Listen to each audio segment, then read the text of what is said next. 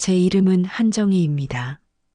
오늘 제 이야기를 들어주신다면 제 평생의 가장 깊은 상처를 함께 보시게 될 겁니다.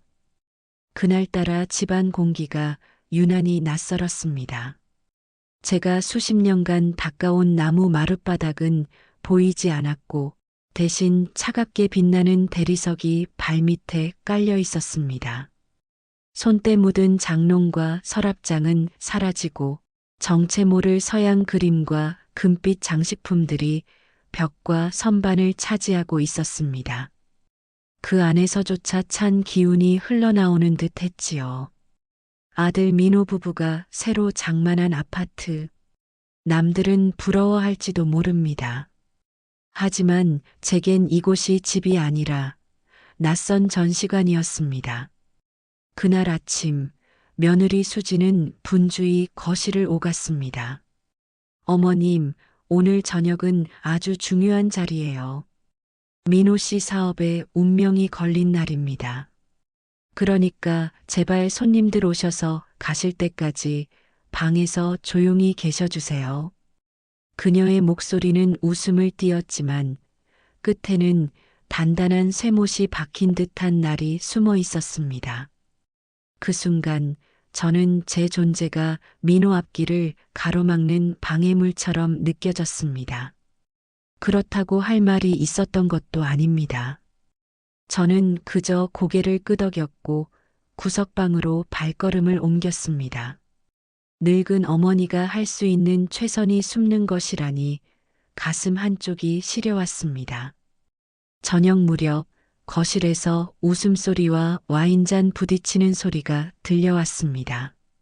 문틈으로 스며든 건 향이 강한 서양 음식 냄새였습니다. 제가 끓이던 된장찌개 냄새가 이 집에서 사라진 지는 오래였지요. 그때 손님 중 한 사람이 웃으며 말하는 소리가 들렸습니다. 민호 씨, 집이 참 세련됐는데 뭔가 한국적인 멋이 곁들여지면 더 근사할 것 같네요. 그 말을 듣는 순간 제 머릿속에 번쩍 떠오른 것이 있었습니다. 잡채. 민호가 어릴 적부터 좋아하던 음식. 수지는 한식을 촌스럽다며 싫어했지만 오늘 같은 날 손님이라면 분명 전통 음식을 반길 거라 생각했습니다. 저는 살금살금 부엌으로 향했습니다. 며칠 전 먹으려고 남겨둔 잡채 재료가 냉장고에 있었습니다. 조용히 하지만 손은 재빨리 움직였습니다. 오랜 세월 익힌 손맛은 금방 한 접시를 완성시켰습니다. 정갈한 접시에 담긴 잡채를 보니 마음이 뿌듯했습니다.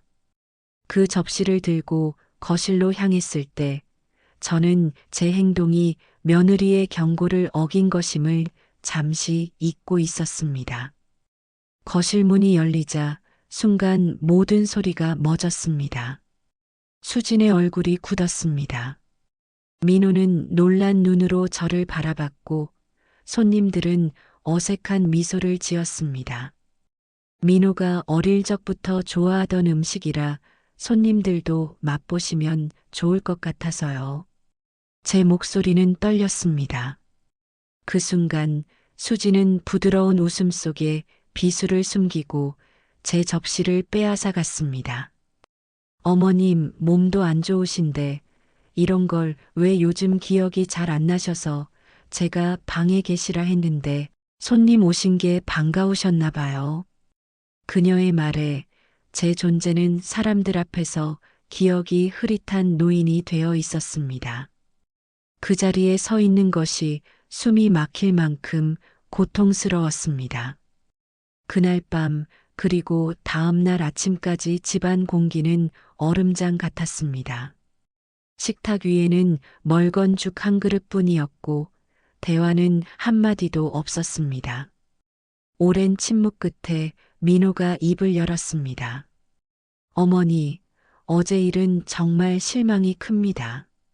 솔직히 어머니는 그냥 없는 듯 계시는 게 저희를 돕는 겁니다. 그 말이 가슴을 쿡 찔렀습니다. 수진도 거들었습니다. 어머님, 저희도 이제 저희 인생 살아야죠. 어머니가 저희 생활에 맞추기 어려워하시잖아요. 결국 민호가 차갑게 말했습니다. 어머니, 이제 시골집으로 가주세요. 여긴 어머니랑 맞지 않아요. 저는 그 말을 믿기 힘들었습니다. 제가 평생 바친 아들이 이렇게 저를 내보내려 한다는 사실이. 수지는 서둘러 낡은 보따리를 꺼내 옷가지를 쑤셔 넣었습니다. 택시 불렀어요. 편하게 가시라고요. 보따리 위에는 민호가 쓴 편지가 놓여 있었습니다. 어머니 죄송합니다. 하지만 저희도 살아야죠. 그들의 위선적인 문장을 읽으며 구역질이 치밀었습니다. 저는 그저 그들이 시키는 대로 따랐습니다. 현관문을 나서자 이웃들의 시선이 느껴졌습니다. 고개를 들 용기가 나지 않았습니다. 택시에 올라탔지만 기사님의 어디로 갈까요? 라는 질문에 한참을 침묵했습니다. 그리고 겨우 입을 열었습니다. 강원도 정선 두매산골 흙집으로 가주세요. 택시는 서울의 불빛을 뒤로하고 고속도로를 달렸습니다. 도착한 곳은 가로등 하나 없는 어둠이었습니다. 기사는 여기서부터는 걸어 올라가셔야 해요. 라며 차를 돌렸습니다. 허물어져가는 흙집에 도착했을 때 안은 비어 있었고 찬바람이 그대로 스며들었습니다. 아궁이는 불도 방에는 이불도 없었습니다. 얇은 겉옷을 걸쳤지만 추위는 뼛속까지 스며들었습니다. 밤새 바람이 문짝을 덜컥거리게 했고 저는 웅크린 채 떨었습니다. 여보, 나 너무 춥고 무서워요. 대답은 없었고 바람 소리만이 울렸습니다. 동이 틀 무렵 깨진 창문 너머로 희미한 빛이 들어왔습니다.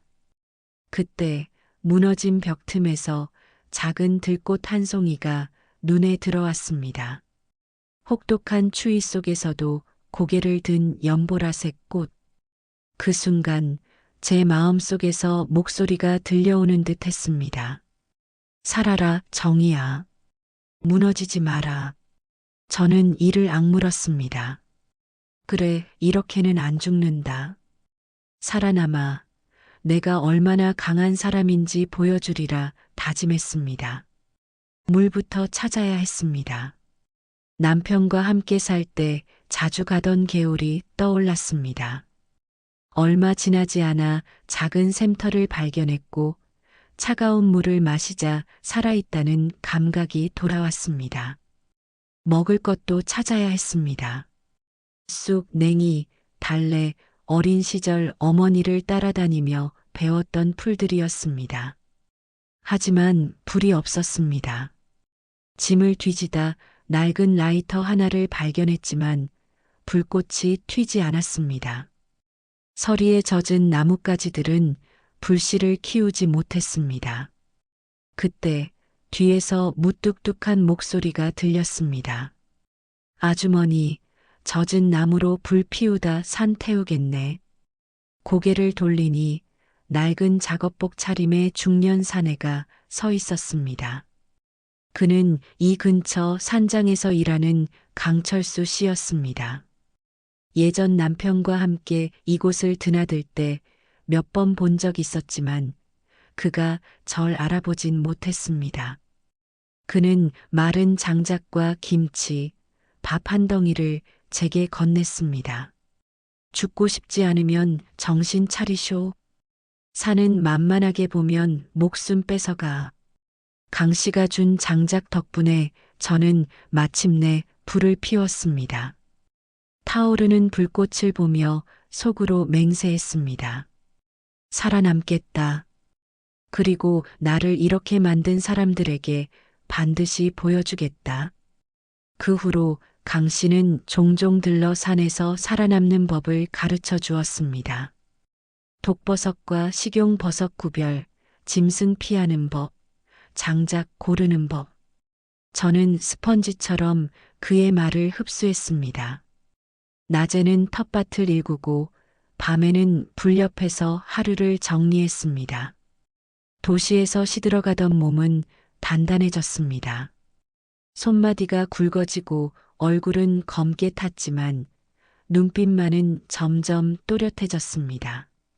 분노는 사라지지 않았지만 그것을 매일 곱씹기보다 가슴속 깊이 숨겨두었습니다. 언젠가 꺼내 쓸 연료처럼 말입니다. 봄볕이 좋은 날 멀리서 엔진 소리가 들렸습니다. 이 산골까지 차가 오는 일은 드물었습니다. 길가로 다가온 것은 번쩍이는 검은 세단이었습니다.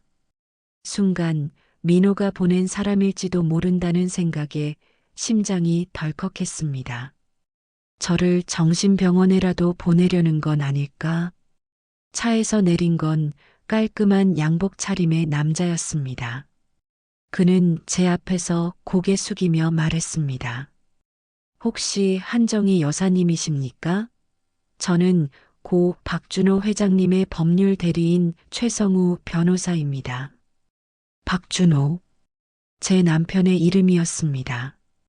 그는 평생 공장에서 일한 사람이라고만 알고 있었습니다. 그런데 변호사의 입에서 믿기 힘든 말이 나왔습니다. 남편이 평생 비밀리에 중소기업을 운영해왔고 저를 찾고 있었다는 것. 그는 두툼한 봉투를 내밀며 말했습니다. 회장님의 유언장입니다. 법적인 절차에 따라 상속인 앞에서 열어야 합니다. 그 순간 제 앞에 새로운 운명이 펼쳐지고 있음을 직감했습니다. 최성우 변호사는 제 앞에서 봉투를 조심스럽게 열었습니다. 그 안에는 도무지 믿기 힘든 내용이 적혀 있었습니다. 남편이 전부 소유한 한성정밀의 주식 100%, 강남 한복판의 빌딩, 현금과 유가증권. 숫자가 너무 커서 한동안 숨이 막혔습니다. 이 모든 상속자는 한정희 여사님입니다. 변호사의 목소리는 또렷했지만 제 귀에는 멀리서 들리는 소리처럼 느껴졌습니다. 준호 씨가 이런 걸 왜 숨겼죠? 제 질문에 변호사는 잠시 숨을 고르고 답했습니다. 아드님께 재산이 알려지면 잘못된 길로 갈까 평생 걱정하셨습니다. 그래서 모든 것을 감춘 채 여사님께만 남기셨습니다. 변호사는 또 다른 봉투를 꺼냈습니다. 회장님이 직접 쓰신 편지입니다. 꼭 읽어보시죠. 편지 첫머리는 이렇게 시작했습니다. 사랑하는 정희에게. 남편은 젊은 시절부터 돈을 모아 공장을 세운 이야기, 돈이 사람을 어떻게 망가뜨리는지 수없이 보았다는 경험, 그리고 아들 민호가 어려서부터 자기 목만 챙기는 습관이 있어 늘 마음을 졸였다는 고백이 적혀 있었습니다. 당신은 강한 사람입니다. 내가 떠난 뒤에도 흔들리지 않고 이 재산을 지켜주길 바랍니다. 그리고 민호가 진정으로 달라질 때까지 그에게 휘둘리지 마시오. 편지를 다 읽었을 때 제 눈에는 눈물이 맺혔습니다. 서운함과 원망, 그리고 깊은 사랑이 한꺼번에 밀려왔습니다. 변호사는 마지막으로 두꺼운 서류철을 내밀었습니다. 이것이야말로 회장님이 평생 가슴에 묻어두신 이유입니다. 표지에는 김민호 채무 변제 기록이라고 적혀 있었습니다. 장을 넘기자 민호가 대학 시절부터 불법 도박에 빠져 거액의 빚을 진 내역, 남편이 그 빚을 대신 갚아주며 받은 각서가 차례대로 들어 있었습니다. 결혼 후에는 회사 공금을 빼돌려 투자에 실패한 기록, 심지어 내 연녀에게 회사 돈으로 고가의 선물을 산 내역까지 있었습니다. 모든 사실을 알고 있던 남편은 언젠가 저에게 해가 될 날을 대비해 철저히 증거를 모아두었던 것입니다. 서류를 덮는 순간 제 마음속에서 무언가가 부서지는 소리가 났습니다. 슬픔이 분노로 바뀌었습니다. 나를 산속에 버린 건 단순한 미움이 아니라 이 기록들을 지운 채 나를 없애려던 것이었구나. 저는 변호사를 똑바로 바라보며 말했습니다. 저들을 제 손으로 심판하려면 지금 당장 무엇을 할 수 있습니까? 그것은 피해자의 질문이 아니라 전쟁을 시작하려는 선언이었습니다. 변호사의 눈빛이 번뜩였습니다. 이제부터 한정희 여사님이 아니라 한정희 회장님이십니다. 다음 날 저는 산에서 입던 누더기 옷을 벗고 변호사와 함께 서울로 향했습니다. 첫 목적지는 유명 미용실이었습니다. 흰 머리카락은 윤기 있는 흑발로 바뀌고 거칠어진 피부 위로 은은한 화장이 올랐습니다. 이어 고급 의류 매장에서 몸에 맞춘 짙은 남색 정장과 진주 목걸이를 착용했습니다. 거울 속의 저는 더 이상 산골에서 떨던 노인이 아니었습니다. 강한 결심과 냉정한 눈빛을 가진 회장이 서 있었습니다. 호텔 스위트룸에 마련된 임시 사무실에서 변호사는 밤새 정리한 한성정밀의 현황을 브리핑했습니다. 민호는 아버지가 일군 회사를 자기 멋대로 주물러 손실을 키우고 있었습니다. 수지는 홍보이사라는 직함으로 회사 돈으로 명품을 사들이고 사교 모임에만 열중하고 있었습니다.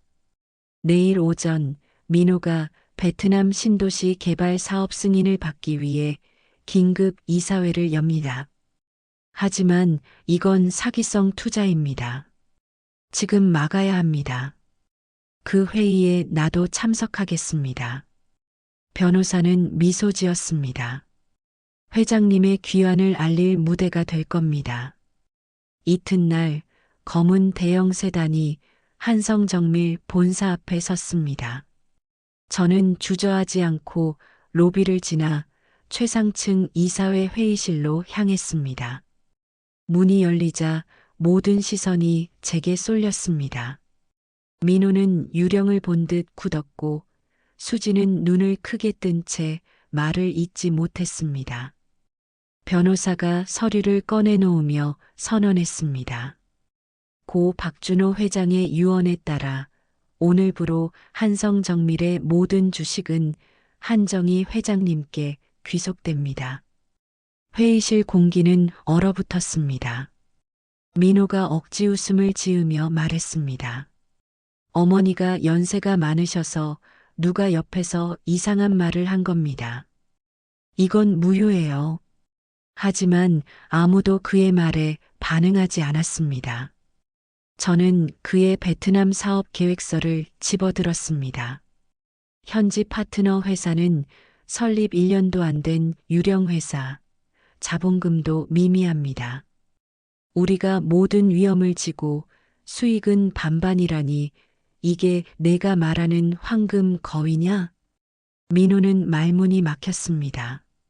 저는 자리에서 일어나 선언했습니다. 오늘부로 김민호 사장이 추진하던 모든 신규 사업은 전면 중단한다. 외부 회계법인을 통한 경영 감사가 있을 때까지 내 승인 없이는 한 푼도 인출할 수 없다. 민호가 벌떡 일어나 소리쳤습니다. 이건 독단이에요. 회사를 망치는 사람이 누군진 곧 알게 되겠지. 변호사가 즉시 은행과 카드사에 사용 중지 공문을 보냈습니다. 며칠 후 감사 예비 결과가 나왔습니다. 민호는 페이퍼 컴퍼니로 자금을 빼돌리고 허위 세금 계산서를 발행해 비자금을 조성한 사실이 드러났습니다. 수지는 법인카드로 수억 원대 명품을 구입하고 해외여행을 다녔습니다. 이사회는 만장일치로 민호를 해임했습니다. 저는 수진을 향해 말했습니다. 지난 3년간 개인 용도로 쓴 회사 자산 5억 원어치 즉시 반납하시오. 거부하면 횡령으로 고소하겠다. 수지는 곧 사교계에서 외면당했습니다. 백화점에서 명품 가방을 사려다 결제 거부로 망신을 당했고 친구들은 연락을 끊었습니다. 인스타그램에는 횡령범이라는 악플이 쏟아졌습니다. 그녀의 세계가 무너지는 동안 저는 민호를 마지막으로 처리할 준비를 하고 있었습니다. 민호를 회장실로 불렀습니다. 그에게 2가지 선택을 주었습니다. 첫째, 검찰에 자수하고 감옥에 가라. 둘째, 정선 공장 생산관리팀 사원으로 내려가 10년간 월급 없이 일하며 손해를 갚아라. 민호는 한참을 망설이다 떨리는 손으로 2번째에 서명했습니다. 이제 내게 어머니는 없다. 나를 부르지 마라. 민호와 수지는 순순히 무너지는 듯 했지만 치매 어머니에게 재산 빼앗긴 아들의 절규라는 제목의 영상을 올리며 여론전을 시작했습니다. 그러나 저는 조용히 반격했습니다. 산속 흙집에서의 사진, 민호가 쓴 도박각서, 부부가 유럽 여행을 즐기던 SNS 사진을 언론에 공개했습니다. 여론은 순식간에 뒤집혔고 그들은 사회적으로 매장됐습니다. 민호는 몰래 회사 서버실에 침입해 자료를 훔치려다 변호사와 보안팀의 현행범으로 잡혔습니다. 유치장에서 저를 붙잡고 울었지만 저는 돌아서 나왔습니다. 그 순간 모자는 완전히 끝났습니다. 경매 딱지가 붙은 그들의 집에 불러 재산 포기 각서와 이혼 서류를 던졌습니다. 내가 빼앗는 건 돈이 아니라 너희의 마음을 죽이는 것이다. 평생 죄책감 속에 살아라. 그리고 그 집을 나왔습니다. 회사를 매각하며 조건을 달았습니다. 직원 고용을 최소 5년 보장할 것. 그 조건을 지킨 중견기업과 계약하고 남편의 경영 철학을 이어가달라 당부했습니다. 남은 재산으로 준호정의재단을 세웠습니다. 자식에게 버림받거나 생활이 어려운 노인들을 돕는 것이 목적이었습니다. 개소식에서 저는 말했습니다. 돈이 없다고, 기댈 가족이 없다고, 한 인간의 존엄이 무너져서는 안 됩니다. 다시 산으로 돌아왔습니다. 흙집 옆에 새 집을 짓고 창밖으로 계절의 변화를 바라보며 살았습니다. 어느 봄날 처음 버려졌던 자리에 벚꽃나무가 만개해 있었습니다. 꽃잎이 바람에 흩날리자 저는 처음으로 마음 깊이 미소 지었습니다. 이제 저는 복수의 여왕도 버려진 어머니도 아닌 한정이라는 사람으로 살아가고 있었습니다. 산속의 봄은 고요했습니다. 이제 더 이상 싸움도 분노도 증오도 제 안에 남아있지 않았습니다. 아침이면 새소리로 눈을 뜨고 저녁이면 산 그림자를 벗삼아 하루를 마쳤습니다. 마루에 앉아 따뜻한 차를 마시며 문득 남편 생각이 났습니다. 그의 얼굴을 떠올려도 예전처럼 서러움이나 그리움이 몰려오지 않았습니다. 그저 고마웠습니다. 마지막까지 저를 믿어주고 스스로 일어설 힘을 남겨준 사람. 아들 민호와 수진을 떠올렸지만 더 이상 가슴이 뛰거나 화가 나지 않았습니다. 그들은 내 인생의 한 페이지였을 뿐, 이제는 완전히 덮인 오래된 책 속의 이야기였습니다. 그날 창밖으로 흩날리는 벚꽃잎을 바라보며 저는 생각했습니다. 피눈물 같은 시간을 견디고 나니 이렇게 부드러운 바람과 따스한 햇살이 제 몫이 되어 돌아왔구나. 저는 천천히 눈을 감았습니다. 이제야 진짜로 내가 나로서 살아가는 시간, 복수도 상처도 아닌 오롯이 한정이라는 이름으로 맞이하는 새로운 계절이 제 앞에 펼쳐져 있었습니다. 이것이 나의 끝이자 또 다른 시작이었다.